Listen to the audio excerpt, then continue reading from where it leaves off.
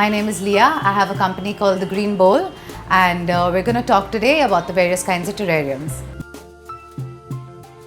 The first thing to select is your container so that the rest of your design can go according to how the container shape and design is.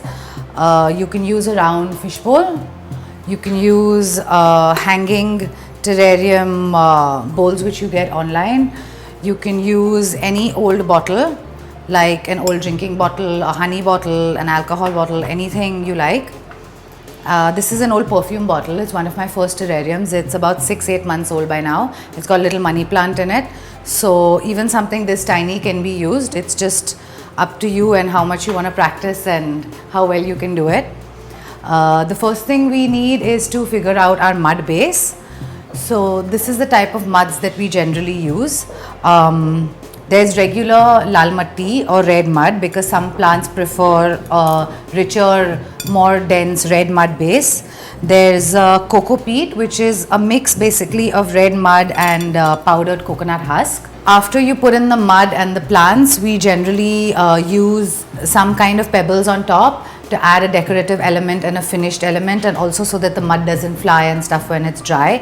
So you can use anything you like. I have a reddish colored gravel with white and grey and some assorted colors in it, and plain white, which I use. Besides that, I use these decorative pebbles as well. You can use something bright and neon if that's your taste, or if you want something completely natural looking, you can use one of these natural looking pebbles.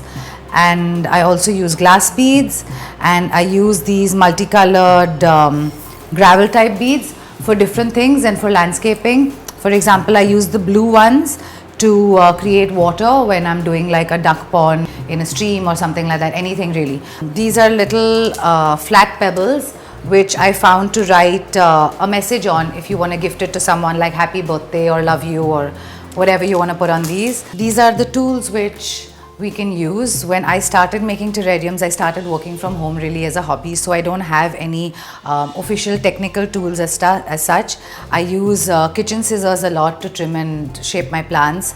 I use paint brushes to kind of dust off the surfaces and dust the mud off. Chopsticks are really useful to get into, especially tall ones like this, or to the base of these fish bowls.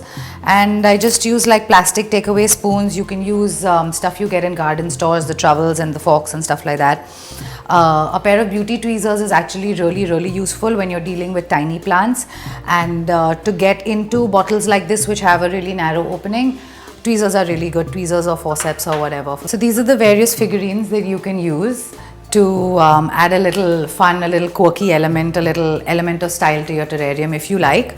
I buy my stuff from toy stores, from aquarium stores, hobby stores, or anything really that you find anywhere which you want to use in a terrarium, you can use, as long as it's waterproof, because it gets a lot of humidity and moisture, so the color shouldn't run and get into the plants.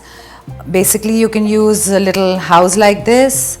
I get little pandas and giraffes and crocs and all this stuff from the toy store. So you can use really anything you like in a terrarium, anything that suits your personality and your taste.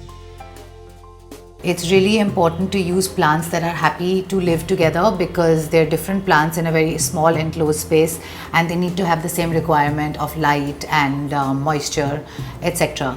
So for example, this lot of plants are the ones I use for the succulent garden dishes and the flat open dishes. They require at least 3-4 hours of sunlight in the day and very little moisture, like maybe once in 10 days they require to be watered. So I can't use these in combination with these, because these require water about once in 5 days. And these are the leafy plants which go into the fish bowls. These are generally the plants that work really well together.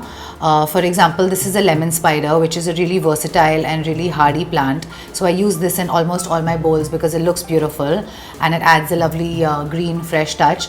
These are fitunias, which are used all over the world for terrariums because they're extremely moisture loving and they do great inside bowls.